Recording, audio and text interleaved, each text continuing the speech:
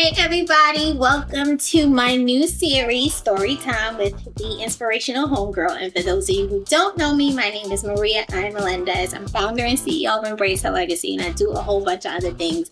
But my favorite thing is being a child of God, right? I'm a believer, and today I want to share with you guys a quick story about how God cares about even the smallest things that you think like he doesn't care about this. He totally cares about this, right? So to know me is to know I'm from Brooklyn and I act like it, right? But I also love all things hip hop, all things R&B. Like I love Jesus and Jada Kiss. Like, you get what I'm saying? So I'm a hip hop, I'm a real like 90s, early 2000s hip hop R&B head. So I'm not one of those Christians who doesn't listen to secular music, because I do. So I said it to say it was 2 years ago, August 11th, 2023. It was hip hop's 50th year anniversary. It was hip hop's 50th birthday. And there was this big concert in Yankee Stadium where everybody was like, Common, Cam, T.I., Lil Kim, Dougie Fresh, Slick Rick. Everybody was there. Fat Joe. Everybody was there, right?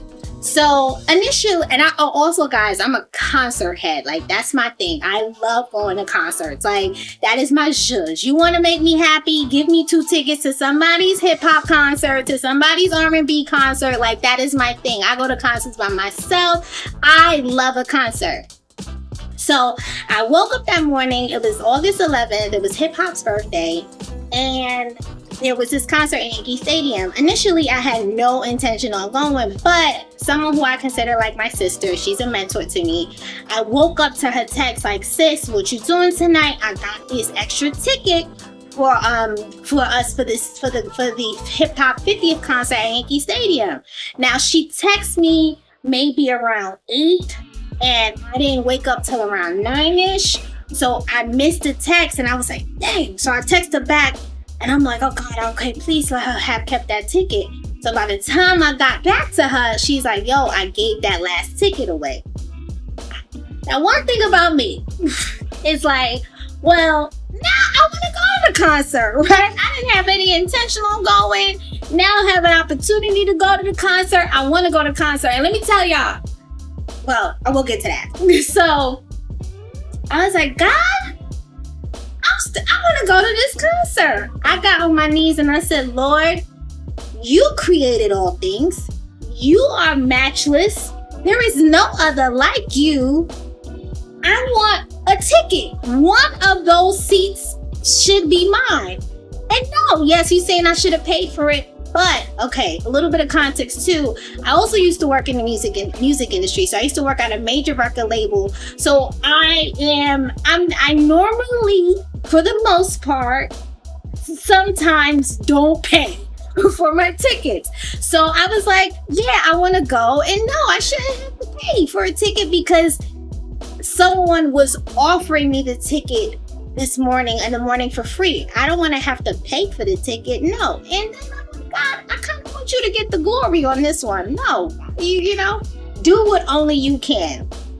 So that was maybe around like, I want to say around like 11, 12. I'm like, God, you can do it. And something said, mind you, I don't have any reason to believe that I could get a ticket. Like, I used to work in the music industry, but I don't got my music industry people just offering me tickets all the time. Like, that's not happening. Like when I say I had absolutely no reason at all to believe I could get a ticket. But one thing about me is everyone put my faith towards something. I'm like, God, you could do it. Like, this is a light thing for you. This is easy for you. And there's a nice a story in the Bible in 2 Kings chapter 3, I believe, where God talks about things being a simple thing for him. I'm like, you're the creator of all. I want to go to this concert.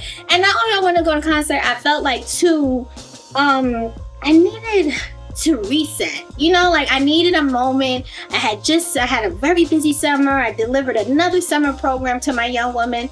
I just needed to relax and chill out. So I prayed, and then around 12, I went into a wild praise. Like, I was like, God, thank you for my concert tickets. Thank you. I said, I know one of them things shoes has my name on it. I was in this living room, honey, like you couldn't tell me I wasn't going, to the point I even got my outfit together. I was like, thank you, God. Again, I have no reason to believe. I was like, either she's gonna call me back with the extra ticket or somebody's gonna call me with a ticket. That's at like 12. I'd go into this wild worship and praise. Thank you, because you're not telling me I'm not going. Mind you, the concert started maybe at like 3, 4, 2. It was started early today. It was an all-day concert.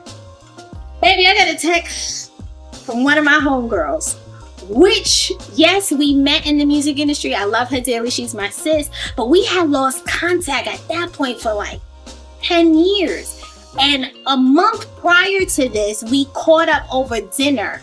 And she was going to be working this concert. And I like jokingly mentioned to her, yes, sis, give me a ticket. Ha ha ha, key. We laughed it all. Sis, that day at about minutes to 3 o'clock, she said, yo, what you doing tonight?